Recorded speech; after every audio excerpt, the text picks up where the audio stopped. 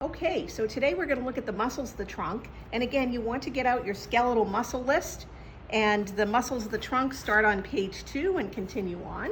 But let's start with the head. So at the top here, you can see the frontalis. Of course, it is over the frontal bone. Around the eye, orbicularis oculi. Around the mouth, orbicularis oris. Okay? Now over to the side here, we have these two strap-like muscles. These are called the zygomaticus major and minor. It's kind of hard to tell from the model which is major and which is minor.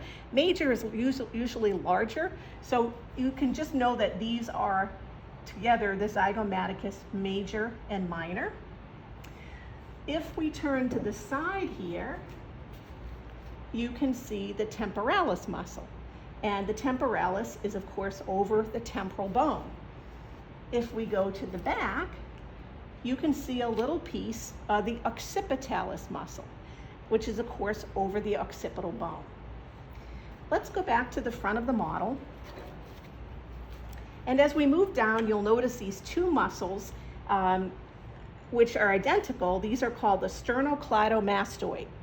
Sternocleidomastoid. And that's because they have two origins, sterno. One origin is the sternum. The other origin is the clavicle. That's where the sternocleido comes in. The insertion point is the mastoid process of the skull. So again, these muscles are sternocleidomastoid. Now, as we move down, the right side of the trunk are superficial muscles. The left side are deep. So let's start with the right side. This muscle is called the pectoralis major. Down here, we'll notice this muscle, which is called the external obliques. Now, the way I usually tell this is if you put your hands in your pocket, your fingers are going in the same direction as the fibers in the external obliques. So that's a little trick. Now, if we look to the left side of the model, we've removed the outer layer and we're looking underneath.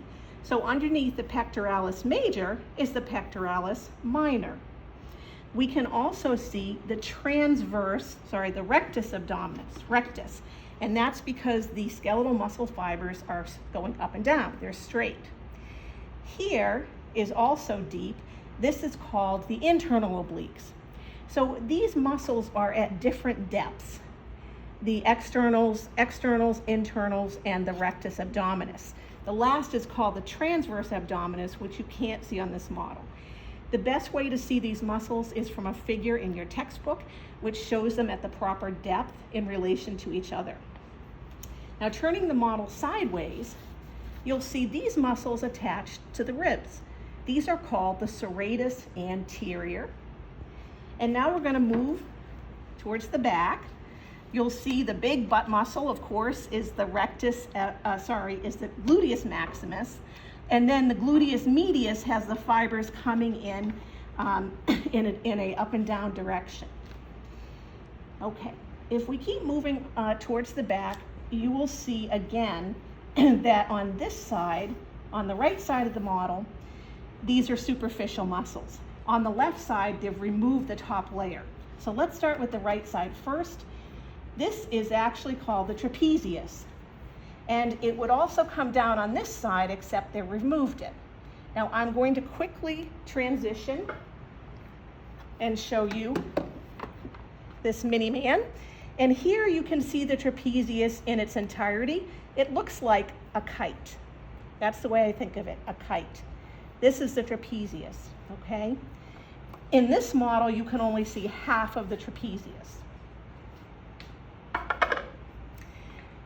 Right here, you'll notice the deltoid muscle.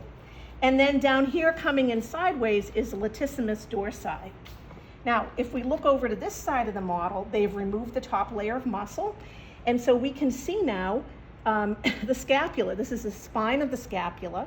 Above the spine, it's called the supraspinatus, meaning above, supra. Below the spine of the scapula, the infraspinatus.